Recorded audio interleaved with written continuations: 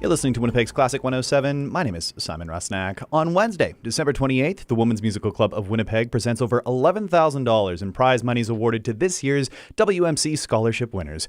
Over the next week, we'll be introducing you to this year's finalists, or in the case of 2022 top prize getter, reintroducing you to soprano Elena Howard-Scott. Welcome back to Classic 107, Elena. Good morning. Thank you for having me. It's great to have you back in the studio. We last spoke on Zoom last year. Yes. You've been no stranger to the station and no stranger to the WMC, earning prizes in the past 3 WMC scholarship competitions, 2019, 2021, and this year respectively. This year, you're the top prize winner. How does it feel? Good. I would say I'll come back next year, but I can't. Yeah, exactly. Well, big congrats on your continued success. And Thank of course, you. the WMC does such a wonderful job supporting young artists. And I was just doing the mental math. Over those 3 competitions, $6,000 awarded to you alone. What does financial support like that mean to you as a young artist? It's huge. It's amazing. In the last 2 years, because I've been away, it's been so nice to just know that while I'm at school, it's like, in December, I know I'll get this money from them, and that is so helpful.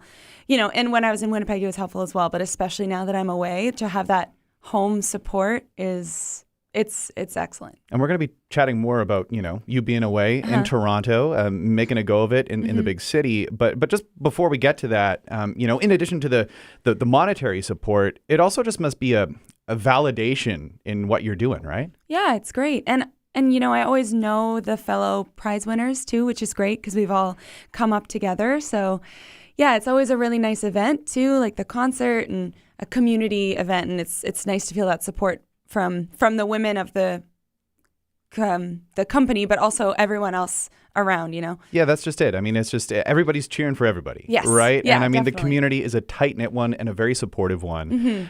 So let's chat about where you're at. When we last spoke, you just started your artist diploma at the Glen Gould School in Toronto. I imagine now, a year later, you're pretty settled in. How's it going in the big city?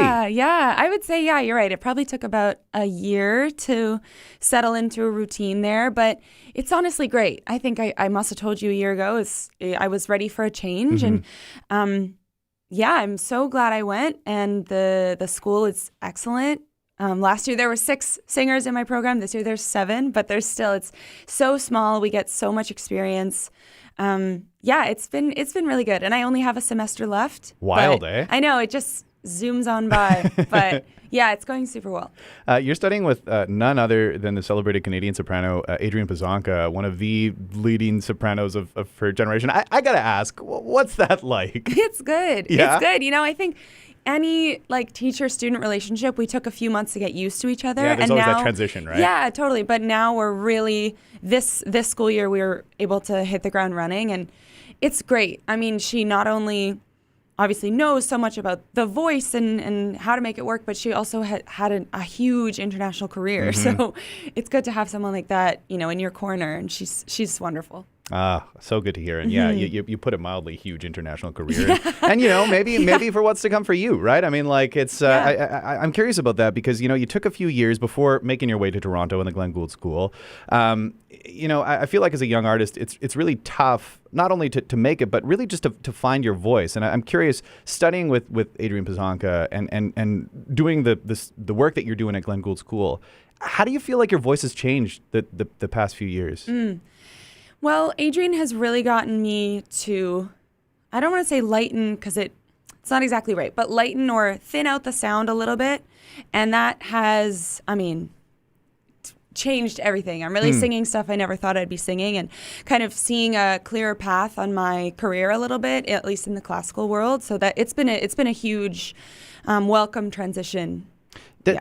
I imagine it just sort of, taking away some of the bulk almost lets you, I imagine your voice is moving faster then? Is that the sort of trade-off? Higher. Yeah. Oh, really cool. You talk about the classical side of things, and when we last spoke, we chatted about, how you're one of those artists who knows no bounds, right? Classical, musical theater, it doesn't matter. But one thing that we didn't talk about was oratorio, and you just got to flex your Bach chops. Is that right? I did. I just did my first Christmas oratorio in Toronto with the Toronto Classical Singers and Players, and it was really fun. It was a very abridged version of the piece, but my first one. So it was really great. It was fun. Does that feel like, I mean, like when I think Bach, and I'm sure many of the listeners think the same thing, I mean, that the voice has to move, right? When you think about those passages, is this sort of a trade-off in terms of the past kind of years of study with Adrian and just getting that voice to move a little bit more smoothly? Definitely. I think singing the aria I had to do a few years ago would have been a lot more challenging. Yeah. I think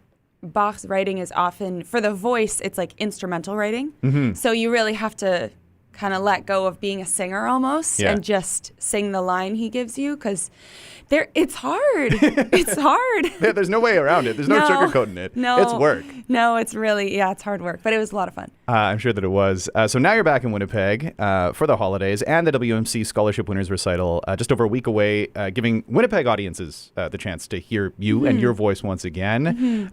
What can audiences expect to hear? Is it a little bit of everything? I'm curious about what you'll be singing. Yes, I'm actually singing two French. I didn't even think about that, but they're different, very different. So I'll be doing some Debussy, C'est l'Extase from his Ariette oubliée, and then I'm doing Cecilia by Strauss, beautiful leader, and then I think I'll finish off with Je veux vivre from Romeo and Juliet. So good. I'm not going to make you sing Juliet's Waltz at, what time is it? 8:25 in the morning? I think that'd be pretty rough. But thankfully, you've provided us with a recording of you singing. Yeah. Would you mind setting this one up for us? Yeah, sure. This is my friend Indra Egan and I in September of this year.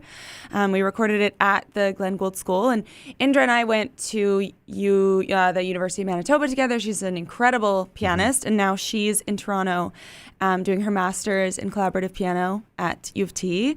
So it's been great because we've been able to work together in the big city. Yeah, exactly. So we recorded this for some of my auditions in the fall, and it's funny. I've been singing this aria for years and years and years, and I'm still, even from September to now December, I still hear what I would do differently now. But it's such, the piece has been with me for so long, so it's a really cool journey. Yeah, and it'll be one of those that continues with you on your journey, right? Yeah, and will continue to change, much like I'm sure your interpretation of Bach will change, or anything else that you do will change. Yeah, definitely. Elena, great seeing you as always. You too. Wonderful having you in the studio. And just before hearing Elena perform, again, not live, we've got a recording queued up here. You can see Elena and the rest of the WMC Scholarship Winners perform next Wednesday, December 28th, 7:30 p.m. at the Winnipeg Art Gallery. We've got more details up at classic107.com or WMCWPG.ca.